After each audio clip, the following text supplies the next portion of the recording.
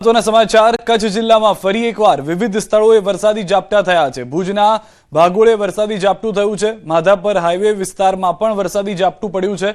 અચાનક વાતાવરણમાં પલટા બાદ કમોસમી વરસાદ ખાબક્યો છે। તો જે રીતની કમોસમી વરસાદની આગાહી હતી તે પ્રમાણેનો વરસાદ જે છે કમોસમી તે હાલમાં કેટલાક વિસ્તારમાં નોંધાયો હોવાની જાણકારી મળી રહી છે। કચ્છથી આ દ્રશ્યો પણ આપ જોઈ રહ્યા છો। કચ્છ જિલ્લાના વાતાવરણમાં અચાનક પલટો આવી ગયો છે। અલગ અલગ વિસ્તારની અંદર જે છે તે કમોસમી માવઠું જે છે તે ફરી એક વખત જોવા મળ્યું છે। હજુ 19-20 માર્ચની જે પરિસ્થિતિ હતી તેમાંથી ખેડૂતો બહાર નથી આવ્યા। ત્યાં ફરી એક વખત કુદરતનો માર જે છે તે તેઓને સહન કરવો પડે તેવી પરિસ્થિતિ છે।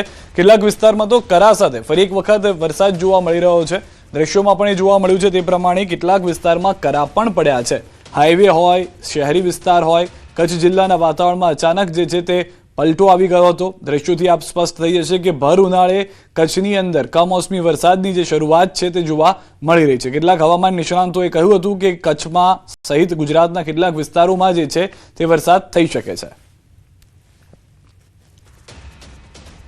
તો કચ્છના ભુજ અને અંજાર તાલુકાના ગ્રામ્ય વિસ્તારમાં વરસાદ નોંધાયો છે। ભુજના માધાપર, ભુજોડી સહિત આસપાસના વિસ્તારોમાં વરસાદી ઝાપટું થયું છે। માધાપર અને કાલિત તલાવડીમાં કેટલાક સ્થળે કરા સાથે વરસાદ થયો છે। અંજારના ખોખરા તેમજ આસપાસના વિસ્તારોમાં પણ વરસાદી ઝાપટું પડ્યું હોવાની જાણકારી મળી રહી છે। તો અત્યારના ગુજરાતના કચ્છથી સમાચાર। ભુજના અલગ અલગ વિસ્તારની અંદર, ગ્રામ્ય વિસ્તારોની અંદર વરસાદ થયો છે। માધાપરમાં કરા સાથે વરસાદ થયો છે। અંજારના ખોખરામાં માવઠું થયું હોવાની જાણકારી છે। દ્રશ્યો સ્પષ્ટ કરી રહ્યા છે કે ફરી એક વખત ભર ઉનાળે વરસાદ, કમોસમી વરસાદને કારણે ખેડૂતો ચિંતામાં। એક તરફ ફક્ત વરસાદ કે ભારે પવન સાથેનો વરસાદ નહીં, કરા પણ વરસી રહ્યા છે। કરાના કારણે પાકને પણ મોટું નુકસાન થઈ શકે છે। વધુ માહિતી ન્યૂઝ 18 સંવાદદાતા મેહુલ અમારી સાથે જોડાઈ ગયા છે। મેહુલ, શું પરિસ્થિતિ છે કમોસમી વરસાદને લઈને, માવઠાને લઈને? જી, ચોક્કસથી વાત કરવામાં આવે તો બપોર બાદ અચાનક જ કચ્છમાં વાતાવરણમાં પલટો આવ્યો હતો અને તાલુકાના જે ગ્રામ્ય વિસ્તાર છે તેમાં વરસાદ વરસ્યો હતો। ભુજ તાલુકાના આસપાસના જે વિસ્તારો છે ત્યાં પાસે વરસ્યો હતો।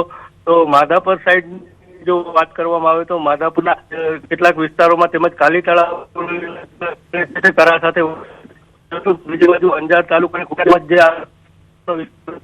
ત્યાં પણ રીતે કમોસમી વરસાદથી હાલ ખેડૂતોના હાલ છે તે બેહાલ થયા છે। જી મેહુલ, બીજી એક પરિસ્થિતિ એ કે હમણાં થોડા સમય પહેલા વરસાદ થયો, નુકસાની આવી ખેડૂતોને। હવે ફરી એક વખત આ વરસાદ છે, અહીંયા પણ નુકસાનીની અસર જોવા મળી શકે છે વરસાદ અથવા તો કરા જે રીતે થઈ રહ્યા છે? ચોક્કસથી સિદ્ધાર્થ, જે રીતે પહેલા પણ જે રીતે કમોસમી વરસાદ વરસ્યો હતો ત્યારે લોકો, ખેડૂતો છે તેના ભારે પાકમાં નુકસાન થયું હતું, ત્યારે ફરીથી જે રીતે સતત કમોસમી વરસાદ વરસી રહ્યો છે તેને લઈને ખેડૂતો છે તે હાલ બેહાલ બની ગયા છે। જી, અને અંદાજિત કેટલા ગામ છે કે કેટલા વિસ્તાર છે કે જ્યાંથી તમારી પાસે સમાચાર આવી રહ્યા છે કમોસમી વરસાદને લઈને અથવા તો માવઠાને લઈને?